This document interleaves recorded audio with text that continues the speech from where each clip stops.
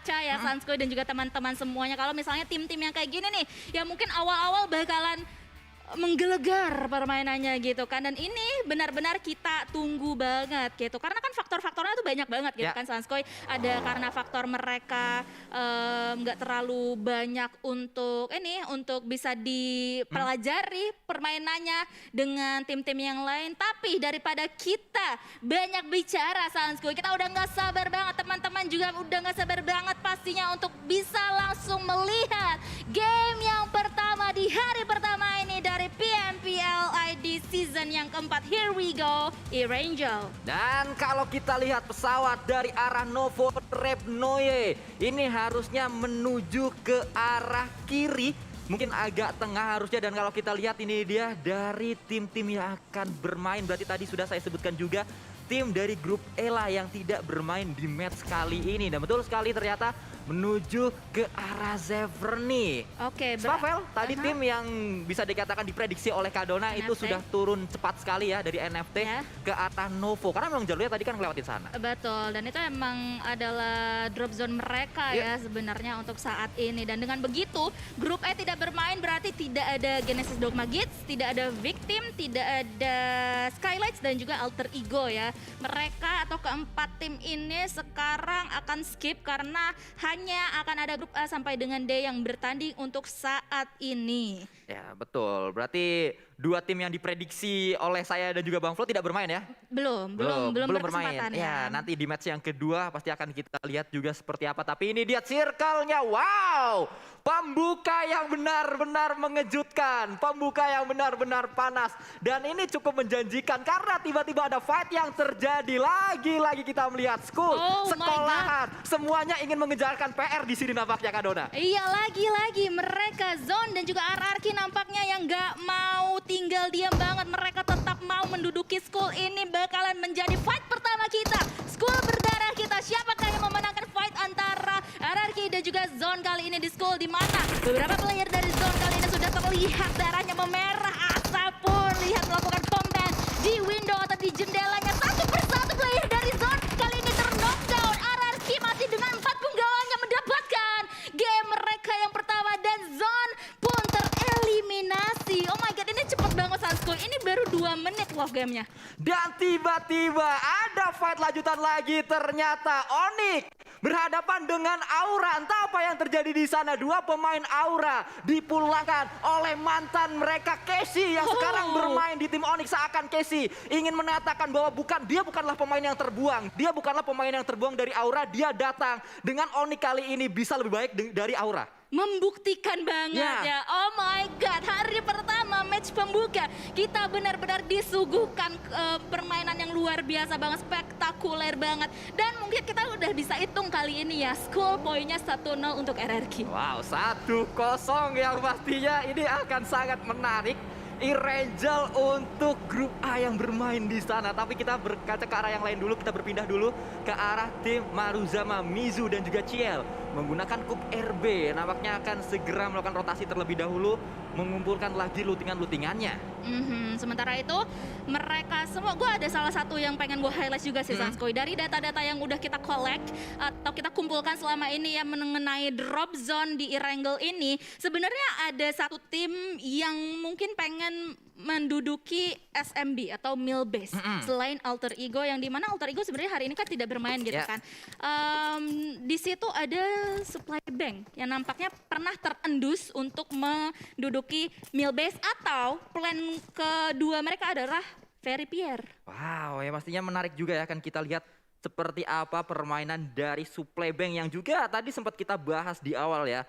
Dengan adanya Hoki dan juga Zai pastinya memberi insight juga ke arah pemain-pemain Supply Bank yang nampaknya kali ini mereka berada di Ferry Pier seperti yang tadi Kak Dona katakan. Dan tim-tim yang berada di kanan mau nggak mau ini harus berputar, mereka akankah lewat Severny lewat atas atau muter lewat bawah. Tapi kalau lewat bawah itu udah ramai banget sih. Iya udah ramai banget ya. Dan kali ini gue juga mau meng-highlight ternyata Takai memilih untuk menuju ke arah-arah Milta tadi ya. Drop zone mereka mendekati tim Bigetron, Red Alien dan juga mungkin di sekitar Boom juga yang tadi menduduki sekitar Prison atau Lipovka juga. Pokoknya bagian-bagian timur dari map Erangel kita kali ini. Dan Kemarin kan sebenarnya dari admin PUBG Mobile dari Sports.id tuh sudah mengkolek atau mengumpulkan data juga ya mengenai drop zone prediction, dan itu pastinya sudah dikumpulkan dari turnamen-turnamen, dari scrim-scrim yang sudah dijalankan gitu. Dan menariknya adalah kemarin kita juga sempat membicarakan atau berdiskusi juga ya sesama caster ya Sanskoy, kalau misalnya dari hari H pun gitu, semenjak hari H pun kita tuh masih belum bisa mendapatkan sesuatu atau mendapatkan jawaban pasti di manakah tim-tim ini akan berlabuh drop zone-nya gitu. Ada beberapa tim yang masih belum mempunyai rumah mereka masing-masing gitu. Betul, intinya. seperti yang tadi kita lihat aja di awal fight langsung terjadi di area school antara RRQ dan juga Zone, itu menandakan bahwa memang dua tim ini sangat-sangat ngotot untuk memiliki area sekolahan yang berada di Erangel kita.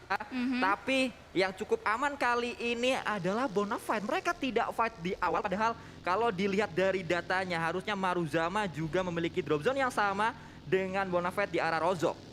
Alright, dan nampaknya setelah dua war tersebut ya, kita masih akan menunggu. Nah ini dia tim-tim yang bergesekan di jalur rotasi mereka, yang dimana sekarang kita sudah melihat Void dan juga Takai. Takai sudah mulai mengendus dan juga sudah menerima beberapa damage juga dari Void yang kali ini dihajar habis-habisan ke arah Void di sana ya, dari Crush yang menggunakan baginya berdua bersama rekan-rekannya, dan that's it. Mereka pun wait, itu RRQ sama oh iya loh, RRQ ketemu sekarang sama Livescape. Ternyata ya, gue kaget ternyata. Tadi gue kira temen loh.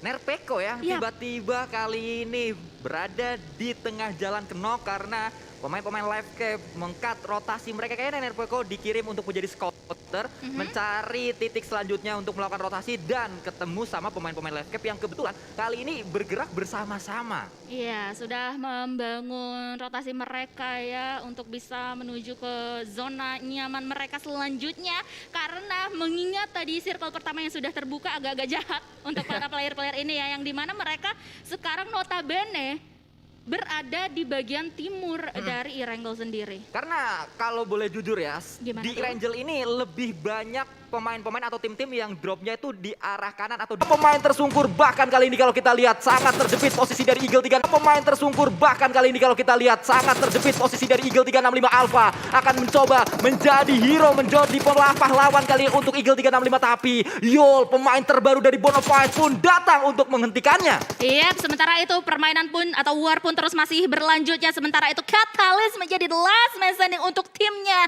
untuk bisa menghadapi atau mungkin membalikan keadaan, karena dua player yang lainnya masih dalam keadaan knockdown. Kali ini apakah Catalyst bisa membalikan keadaan kali ini, atau dia harus merevive rekannya terlebih dahulu, karena Bonafide kali ini masih utuh, punggawa mereka masih berempat, masih kuat banget untuk bisa memenangkan war tersebut. Dan nampaknya ini menjadi kesulitan untuk Catalyst sendiri yang kayaknya disuruh mundur aja dari rekan-rekannya. Ya, kayaknya menghindari area pertempuran, tidak lanjut untuk fight ke arah atas, atau Catalyst ingin coba melakukan revive dengan cara muter jauh. Karena tadi kalau kita lihat Eagle 365 pemain-pemainnya sudah mulai turun gunung, dan Yol pun kali ini akan coba turun ke arah bawah mencari seorang Catalyst yang berada di depannya. Belum ketahuan juga Kadona kalau kita lihat, karena Catalyst masih terhalang sebuah pohon dan sebuah batu yang berada di area ini. Berlari-lari pemain-pemain Bonafide untuk mencari di manakah mangsa kita yang terakhir. Iya, pasti masih dicari sih ya, karena dengan angle atau vision seluas ini yang dimiliki oleh Bonafide,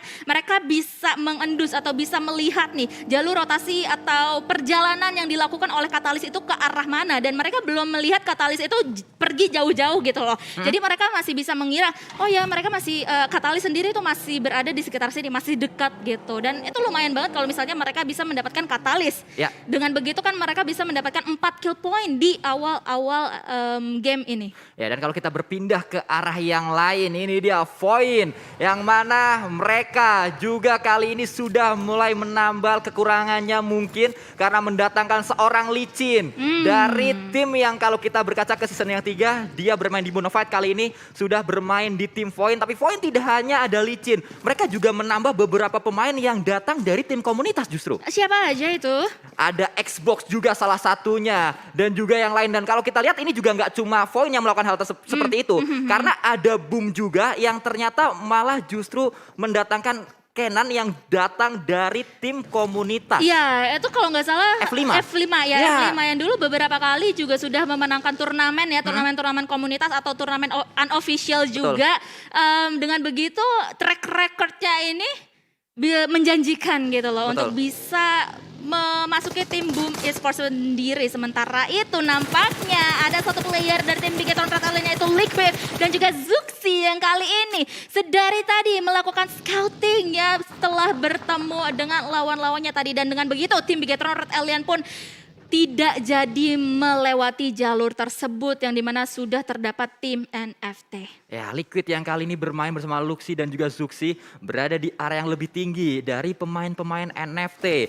Jalan dari NFT mereka juga harusnya masih cukup aman karena punya compound juga, dan kita berpindah ke arah Nero. Ada Rancid yang kali ini kembali datang ke PMPL. Sempat bermain bersama IOG waktu itu, kali ini dia datang dengan tim yang berbeda. Nero yang dia bawa kali ini untuk menantang PMPL season yang keempat. Apakah Nero bisa mendapatkan hasil yang maksimal di PMPL season yang keempat ini? Pastinya semua fans dari Nero mengharapkan hal tersebut ya. Sementara itu nampaknya tim Bigetron Red Alien masih akan menunggu satu compound yang sudah diduduki oleh tim NFT. Itu tadi kelihatan satu kaki dari Ramones dilihat oleh Luxi kali ini ya. Tapi masih belum untuk melakukan open fire dari arah Luxi karena informasinya itu masih belum terlalu banyak ya yang bisa diambil oleh Luxi, yang bisa diolah oleh Luxi sendiri gitu. Betul, dan kalau kita lihat dari circle nampaknya Blue Zone sudah mulai bergerak menuju ke area-area lebih cenderung ke bawah ya, tidak seperti di circle yang pertama sangat utara sekali, kali ini mengarah ke area tengah dan Gatka masih masuk ke dalam circle-nya. Saat circle menuju ke Gatka sudah pasti itu adalah area yang cukup terbuka. Betul, Hospital, Georgia Paul, Pochinki masih mencakupi circle kita yang kali ini, di mana sebenarnya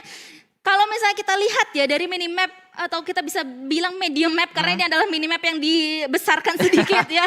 Kita bisa lihat adanya penumpukan yang terjadi seperti halnya Bigetron dan juga NFT, di mana di Pochinki sebenarnya ada Takai dan juga Livescape juga ya yang berseberangan, tapi mereka mungkin bisa bertemu dari jalur rotasi yang mungkin nanti dibangun oleh Livescape sendiri. Ya. Dan itu dia karena circle selanjutnya masih langsung menuju ke arah barat. Wow, Gatka masih masuk ke dalam circle-nya, itu area yang benar-benar terbuka.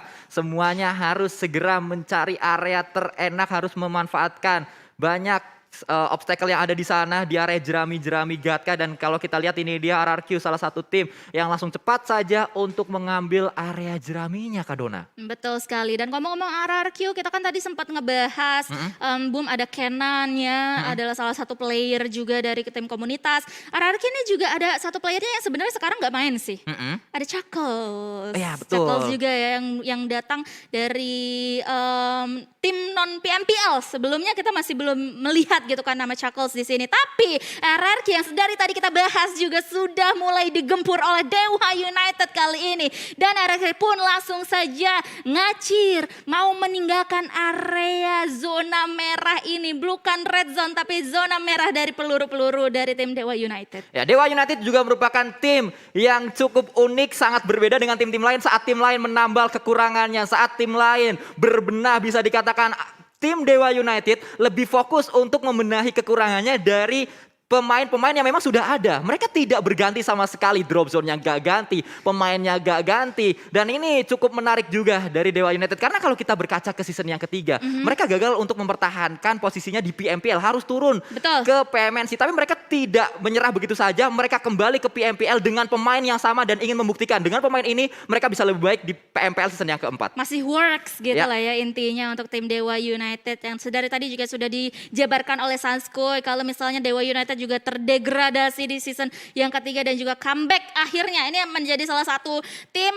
comeback lah, kita bisa kasih judul seperti itu ya, tim comeback, tim PMPL yang comeback melalui jalur PMNC. Sementara itu kita juga sudah melihat tim Onyx yang sekarang juga akan melakukan scouting terlebih dahulu ya untuk bisa melihat arah-arah atau vision-vision ke seluruh arah mata angin mereka ini ada siapa aja. Karena sekarang mereka masih menduduki pinggiran zona banget. Ya, Live Cap juga seperti biasa, late rotation mereka bangun. Ini adalah tim yang suka jadi ekor.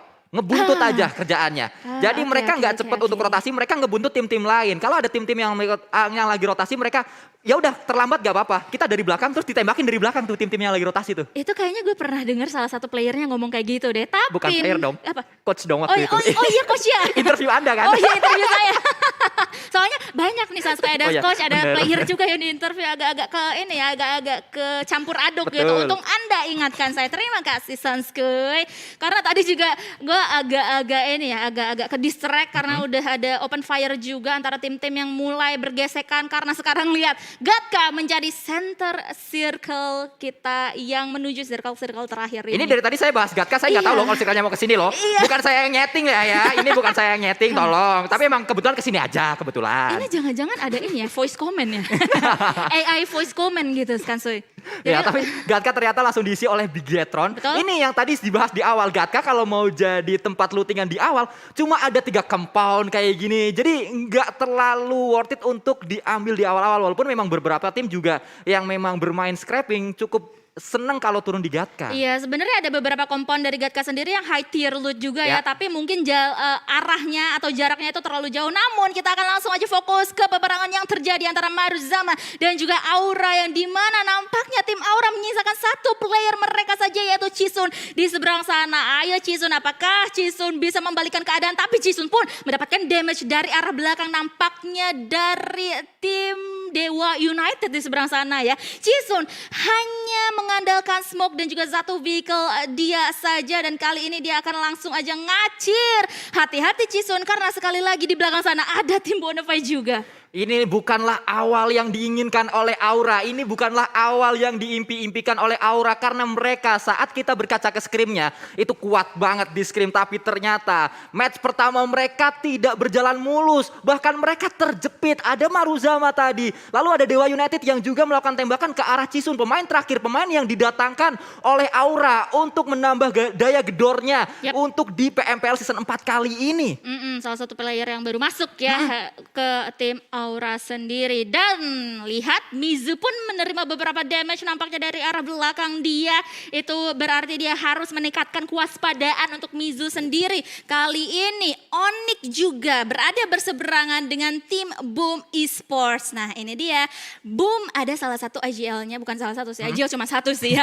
IGL-nya yaitu Ken datang dari tim Onyx. Mereka sekarang bergesekan nih Sanskuy. Ya ini adalah sesuatu yang menarik juga kalau kita membahas PMPL season 4, karena pemain-pemain yang didatangkan justru bukanlah seorang rusher, bukanlah seorang yang bisa dikatakan tinggal ngikutin permainan timnya. Tapi yang didatangkan itu adalah IGL yang bisa merubah permainan tim tersebut. Tapi kalau kita lihat kali ini Void, Aimbot melakukan spray ke arah depan, itu dia aimnya nggak buat sama sekali karena on point. Tersisa 1 pemain dari Live Cap di belakang sana. Akan coba dicari mungkin, tapi tidak. Masih akan coba ditunggu dulu, ditahan dulu. Audrey, pemain terbaru dari Live Cap juga sudah bermain kalau kita lihat. Licin tertakedown, harus segera diselamatkan, tapi Aimbot tiba-tiba terkena granat dari seorang Audrey. Sangat jauh pemain terakhir dari Void. Iya, kali ini ya nampaknya kita akan melihat Livescape bisa mengamankan 1 persatu elimination point mereka.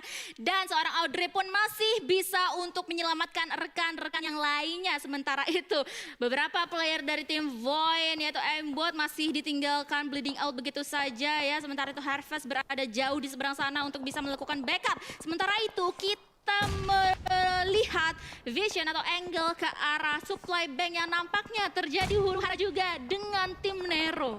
Oh, Nero dan juga Supply Bank bertemu di area ini. Sangat dekat mereka, sudah berada di satu area yang sama. Dan ternyata ada grenade elimination juga yang terjadi di sana. Matoy memantau juga pemain-pemain tim Nero yang sudah berada di dekat mereka. Iya, ini banyak ya, ada Supply Bank, Nero dan juga NFT dalam satu area, dalam satu cluster yang sama nih Sanskuy ya. Ya benar, anaknya cluster banget ya. Cluster banget. Satu apa ya kalau gak cluster RT? Ya betul, satu RT, itu RT. dia yang kita cari. Dan kalau kita lihat nampaknya kali ini Milano, pemain terbaru dari Nero yang baru didatangkan, juga meletakkan sebuah granat dan on point granatnya. akan menjadi follow up, mungkin akan menjadi momentum, mungkin karena knock satu pastinya pertahanan dari supply bag sudah mulai pecah dan datang ternyata Nero, tapi ternyata Hester harus tersungkur di sana. Akan datang juga Milano dari kanan dan dari kiri ada Rancid yang langsung memulangkan satu pemain atau membuat satu pemain tersebut tumbang. Iya, kali ini Hexas pun masih bisa untuk di revive ya. Sementara itu tim-tim yang lainnya yang berada di seberang sana juga sudah mulai mendengar nih huru-hara peperangan yang terjadi. Dewa United lewat, tapi tidak dibiarkan begitu saja oleh mereka semuanya. Rancid nampaknya mendapatkan satu elimination ke arah player dari tim Dewa United yang tadi lewat, numpang lewat ya. Malah petaka banget itu untuk tim Dewa United. Nero nggak ada groginya sama sekali. Mereka menunjukkan bahwa seakan mereka sudah punya pengalaman untuk bermain di PMPL. Iya. Mereka tidak takut untuk mendobrak pertahanan lawan, yang mereka tidak takut untuk melakukan serangan terlebih dahulu, melakukan inisiasi terlebih dahulu. Dan kali ini Nero benar-benar sudah menumbangkan banyak sekali tim. Tapi kalau kita lihat ternyata Luxi juga melakukan spray ke arah depan tadi dengan M4 kali 4-nya. Bisa mendapatkan satu pemain kalau kita lihat Kadona. Iya, ini Saskoy by the way ya, salah satu hal yang gue notice juga, menit 20, circle 5 ini masih menyisakan tadi 15 tim. Dengan begitu sekarang hanya menyisakan 12 tim saja. Ini dengan zona yang sesempit ini, dengan tim yang sebanyak ini pastinya bakalan terjadi bloodbath banget ya. Peperangan bakalan turun atau terjadi di mana-mana seperti halnya Supply Bank dan juga Nero. Sementara di sisi yang lainnya juga sudah ada Bigetron Rebellion yang melihat pergerakan dari Voldemort yang dimana di sana sudah ter-knockdown. Sementara itu Luxi pun juga langsung aja mengalihkan pandangannya, mengalihkan fokusnya ke arah tim Book Esports, yaitu ada Portbit yang kelihatan di sana. Satu hit spark juga sudah mulai terbuka dan akhirnya Luxi mendapatkan satu elimination point lagi nampaknya. Tapi emang kok kayaknya belum ini ya, bukan Luxi ya ternyata kayaknya tadi. Betul, nampaknya diambil oleh pemain Bigetron yang lainnya. Tapi ini adalah Nyangsang Gaming yang ditunjukkan oleh Bigetron. Nyangsang di area genteng itu membuat mereka bisa nyayur karena visionnya sangat luas sekali ke arah yang lainnya. Bahkan tadi Ponbit itu juga terkena tapping-tapping dari DP. Sangat pedih sekali Kadona. Pedih banget, pedih kali ini ya. Dan dengan begitu menyisakan 10 tim saja untuk bisa mengamankan winner-winner chicken dinner pertama mereka di PMPL. Sementara itu kita sudah melihat pergerakan dari seorang Hades dari tim Taka yang dimana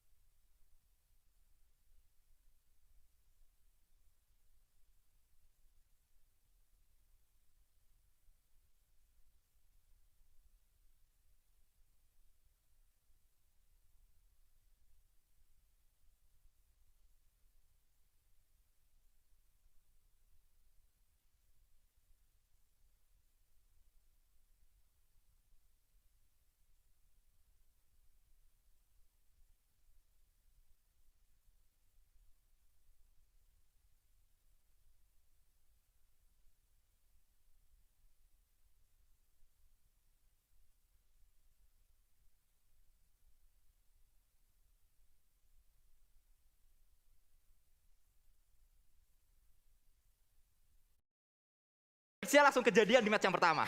kejadian gak ya? Kita tunggu saja.